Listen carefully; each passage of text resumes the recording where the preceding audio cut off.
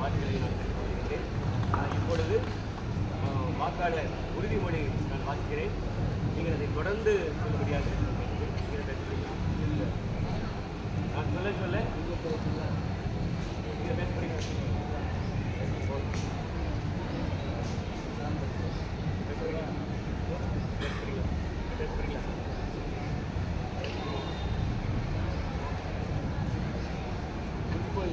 உறுதிமொழி எல்லாம் கையை வைத்துக் கொள்வோம். நான் சொல்ல சொல்ல நீங்கள் சரியா? வாக்காளர்களின் உறுதிமொழி.